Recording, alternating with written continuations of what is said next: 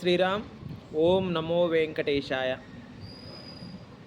మనకి శంషాబాద్లో ఉన్న 108 దివ్యక్షేత్రాలైన ముచ్చింతల్ శ్రీ వైష్ణవ సాంప్రదాయానికి సంబంధించిన 108 ఆళ్వారులతో 108 కలశారాధనతో కలశ స్థాపనలతో శ్రీరామ హృదయం అనే ఒక వినూత్నమైన కార్యక్రమాన్ని చేపట్టడం జరిగింది.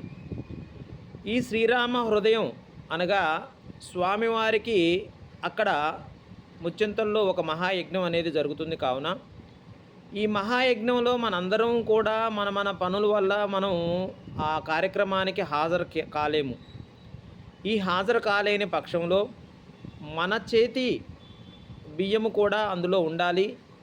మన చేతితో ఇచ్చే బియ్యంతో అక్కడ నివేదన జరగాలి, నైవేద్యం పెట్టాలి అనే సంకల్పంతో ప్రతి గ్రామానికి, గ్రామంలో ఉన్న ప్రతి గుడికి ఒక మంచి జరగాలనే శుభ సంకల్పంతో ఈ యొక్క ముచ్చింతల నుంచి 108 దివ్యక్షేత్రాలు ఉన్న ముచ్చింతల నుంచి ఆంధ్రప్రదేశ్, తెలంగాణ 2 రాష్ట్రాలు కూడా ప్రతి ఆలయానికి కొన్ని కలశాలను పంపించడం జరుగుతుంది.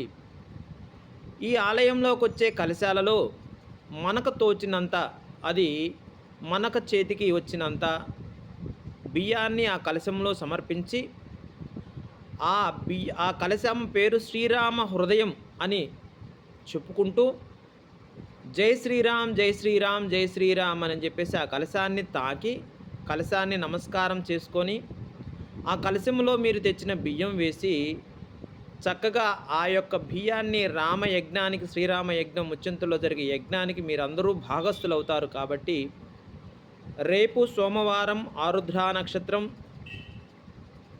శ్రీ శ్రీ కోదండరామస్వామి ఆలయంలో సాయంత్రం 5 గంటలకు మనకు కలశాలను తెప్పించడం జరుగుతుంది.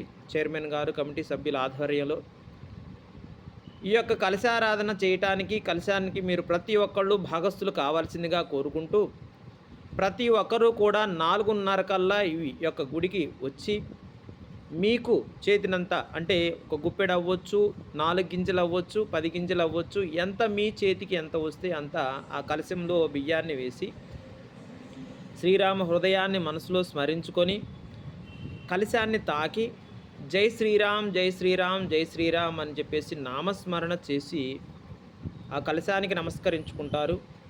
ఆ కలశాన్ని 108 దివ్యక్షేత్రాలైన వైష్ణవ క్షేత్రాలకు పంపించిన తర్వాత మనం వేసే బియ్యం, మనం పెట్టే కానుక అక్కడ వాళ్లకు స్వామివారికి చెందుతుంది.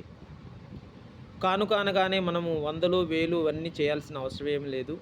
మీకు తోచినంత ₹1 దగ్గర నుంచి మీ శక్తి కొలది ఎంతైనా, మనము ₹1 కాయిన్ ఉన్నా కానీ పర్లేదు, స్వామివారి దివ్యక్షేత్రానికి వెళ్తే మంచిది.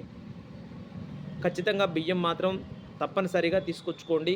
కానుకలంటే అది మీ ఇష్టానుసారం మీద ఆధారపడి ఉంటుంది. అది రూపాయి అవ్వచ్చు, ₹10 అవ్వచ్చు, ₹5 అవ్వచ్చు.